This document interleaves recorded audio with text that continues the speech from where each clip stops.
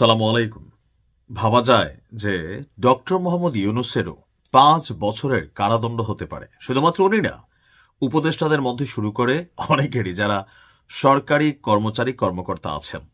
বাংলাদেশে এই মুহূর্তে যে গণভোট হ্যাঁ এবং না এর পক্ষে যে প্রচার প্রচারণা, অথবা একজন নিরপেক্ষ সরকার প্রধান হিসাবে হ্যাঁ এর পক্ষে জনগণকে ভোট দেওয়ার জন্য যে আহ্বান বা সরকারি বিভিন্ন দপ্তরকে যে নির্দেশনা দেওয়া হয়েছে ডক্টর ইউনূসের কার্যালয় থেকে, এই ঘোষণার জন্য বা এই কর্মকাণ্ডের জন্য ৫ বছরের কারাদণ্ড হতে পারে। এই মুহূর্তে নির্বাচন কমিশন বনাম সরকার একটা মুখোমুখি অবস্থানে চলে গিয়েছে। যদিও আমরা দেখছি গতকালকেও রংপুরের জনসভায় বিএনপি চেয়ারপারসন জনাব তারেক রহমান তিনিও গণভোটে হ্যাঁ পক্ষেই জনগণকে উদ্বুদ্ধ করেছেন। আর জামাত ইসলাম তো প্রথম থেকেই গণভোটের পক্ষে হ্যাঁ অবস্থান আছে, বা এনসিপিও বরাবরই বিএনপিকে এই গণভোট বা জুলাই সনদ ইস্যুতে প্রশ্নবিদ্ধ করার চেষ্টা চালাচ্ছিল।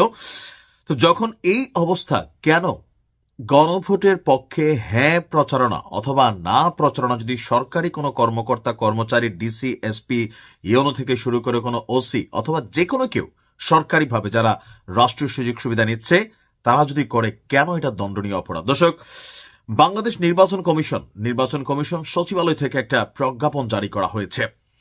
আপনার বিষয় হচ্ছে 12 ফেব্রুয়ারি 2026 তারিখে অনুষ্ঠেয় গণভোট অনুষ্ঠানের লক্ষ্যে গণভোটের পক্ষে হ্যাঁ অথবা না এর বিষয়ে প্রচারণা সংক্রান্ত উপযুক্ত বিষয়ে গণভোট অধ্যাদেশ 2025-এর ধারা 21 এবং গণপ্রতিনিধিত্ব আদেশ 1972-এর অনুচ্ছেদ 86-এর বিধানবলীর প্রতি দৃষ্টি আকর্ষণপূর্বক জানানো যাচ্ছে যে প্রজাতন্ত্রের কর্মে নিয়োজিত কোনো ব্যক্তি, অর্থাৎ প্রজাতন্ত্রের কর্মে ডক্টর ইউনূস প্রজাতন্ত্রেরই কর্মচারী, এই উপদেষ্টা পরিষদ প্রজাতন্ত্রেরই কর্মচারী, সরকারি অফিসাররা প্রজাতন্ত্রের কর্মচারী।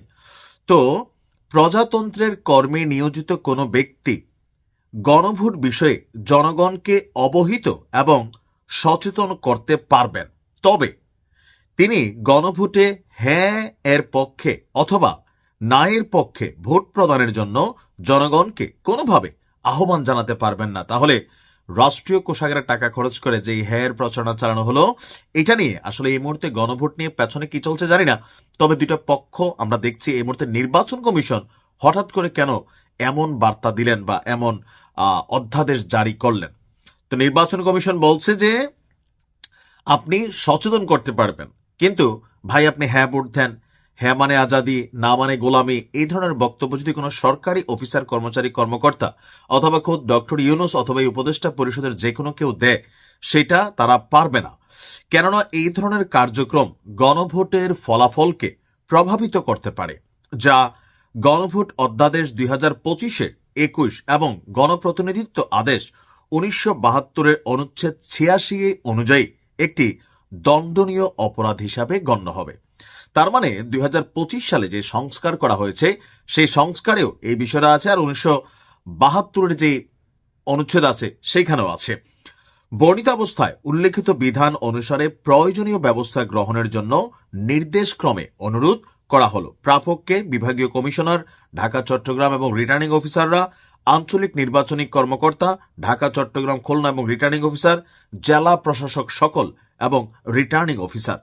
আর আদেশক্রমে মোহাম্মদ মনির হোসেন, উপসচিব, নির্বাচন পরিচালনা 2 অধিশাখা এরপর এখানে আপনার দেওয়া হয়েছে। তার মানে কি দাঁড়াচ্ছে, কেন আসলে হঠাৎ করে এই প্রজ্ঞাপন জারি করা হলো?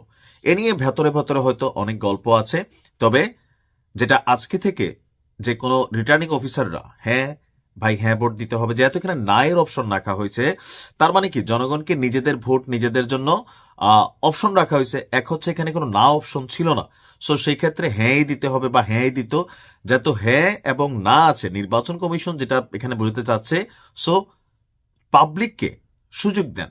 হ্যাঁ দিলে কি ভালো হবে না হবে সেটা একরকম, কিন্তু হ্যাঁই দিতে হবে, হ্যাঁর পক্ষে প্রচারণা, এটা নির্বাচন কমিশনের কাছে কনফ্লিক্ট। কিন্তু কেন হঠাৎ করে নির্বাচন কমিশন এমন সিদ্ধান্ত নিল, পেছনে আসলে কি চলছে?